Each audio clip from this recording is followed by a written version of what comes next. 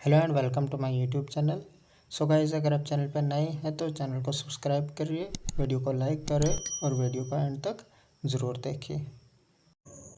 चलिए वीडियो को स्टार्ट करते हैं। तो जैसा कि आप जानते हैं, जो पटवारी का जो रिज़ल्ट आ गया है, जो जिसकी फाइनल आंसर की भी आ गई है, तो आंसर की में जो भी प्रॉब्लम्स होती है तो जो वो लास्ट पे आ जाती है आंसर की, और जहाँ पे भी डिफेक्टेड क्वेश्चंस होते हैं या अनसॉल्व्ड जो भी जेकेएसएसबी की तरफ से क्वेश्चंस आते हैं तो वो उनको रद्द किया जाता है। तो ये जो स्कोर शीट आ गई है, तो आपको पता ही होगा कि एडवर्टाइजमेंट नोटिफिकेशन नंबर 2021 में आपने जो फॉर्म भरा था, तो जो 1 सितंबर 2024 को जो आपका पेपर हुआ था, तो उसके बाद जो मैं आपको बताऊंगा कि इसका जो कट ऑफ क्या रहेगा और कैसे क्या फर्दर रहेगा। तो यहाँ पे आप देख सकते हैं कि यहाँ पे जो आपके कैंडिडेट्स है, वो टॉप जो हो गया है वो 95 टॉप किया है। फिर उसके बाद 88, यानी थोड़ा बहुत नंबर्स का गैप है। फिर उसके बाद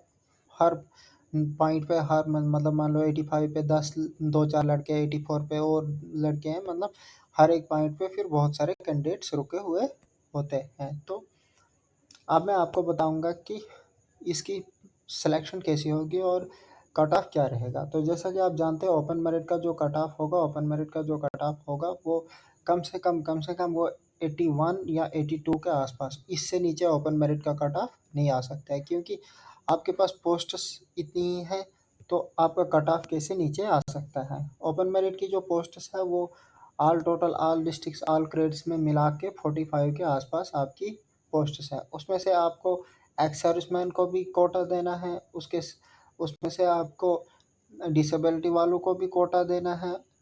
तो ये दो कोटाज ओपन मेरिट में ही निकलते हैं। तो आपको ये कोटा ज़रूर देना है। तो जैसे कि आप जानते हैं, ओपन मेरिट का कट ऑफ यानी 81 से नीचे नहीं आएगा। अब मुझे लगता है कि इससे भी ज़्यादा हो जाएगा, 82 83 से नीचे आपका ओपन मेरिट का कट ऑफ नहीं आएगा। तो फॉर एग्जांपल, अगर कोई टॉपर स्टूडेंट जो है, जो कोई टॉपर कैंडिडेट जो है, वो उसको 84 मार्क्स हैं, यानी टॉपर नहीं, मान लो मिड में वो आता है, तो 84, अगर उसके पास कोई कैटेगरी है एससी या एसटी या आरबीए, कोई भी कैटेगरी उसके पास है, और वो अपनी कैटेगरी में नंबर ले सकता है, अपनी कैटेगरी में फॉल कर सकता है, लेकिन उसको फिर ओपन मेरिट में डाल दिया जाएगा। कहाँ पे डाल दिया जाएगा?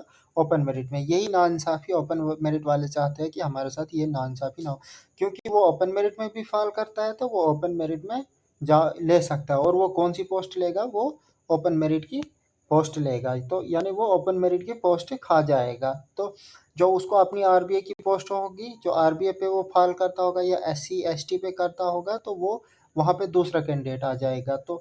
तो सेम अगर 84 दोनों को है, ओपन मेरिट वालों 83 ओपन मेरिट वाले के हैं और 84 आरबीए वाले के हैं, तो वो आरबीए वाला कहाँ पे फॉल करेगा? वो ओपन मेरिट में जाएगा। तो आरबीए की उसकी वैकेंसी खाली हो जाएगी, तो और उसकी वैकेंसी वो फिर नेक्स्ट कैंडिडेट लेगा। तो उसके बाद में मैं आपको बताऊंगा कि आरबीए आरबीए का जो है, आरबीए का कम से कम यही मान के चलो 78 79 के आसपास कट ऑफ होगा। तो इससे नीचे कट ऑफ शायद ही आ सकता है, इससे नीचे कट ऑफ नहीं आएगा।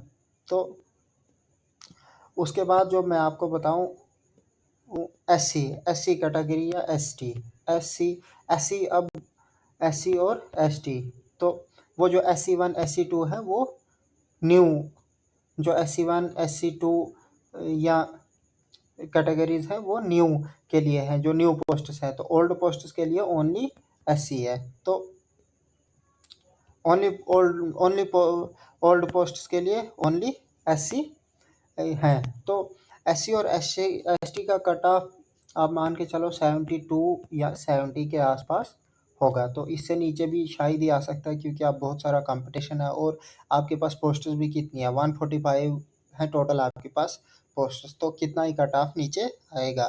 तो उसके बाद मैं आपको बताऊं EWS, तो EWS कट ऑफ थोड़ा लो आ जाता है। EWS कोई 65 के आसपास या 60 के आसपास भी आ सकता है। EWS का कोई फुल प्रिडिक्शन सिक्योर नहीं कोई बता सकता है, क्योंकि ईडब्ल्यूएस में फाली कम कैंडिडेट करते हैं, और ईडब्ल्यूएस का भी वेरिफिकेशन प्रोसेस बहुत टफ होता है, क्योंकि बहुत सारे फेक ईडब्ल्यूएस जम्मू कश्मीर में पाई गई जिन्होंने जॉब ली है। तो उसके लिए बहुत सारा आपको, जिसके पास भी ईडब्ल्यूएस है उसको बहुत वेरिफिकेशंस देनी पड़ती हैं। तो जो भी ईडब्ल्यूएस के लिए डॉक्यूमेंट्स रिक्वायर्ड होते हैं वो वहाँ पे आपको ज़रूर पेश करने पड़ते हैं। तो उसके बाद जो एएलसी है, एएलसी में भी पोस्ट्स कम होती है, क्या पता एएलसी में बहुत कम पोस्ट्स हो, तो एएलसी में भी यही 70 के आसपास मान के चलो आप, 70 के आसपास आपका होगा। तो उसके बाद जो आपकी कैटेगरी आती है यानी आईबी इंटरनेशनल बार, एएलसी और आईबी में डिफरेंस है। तो उसके बाद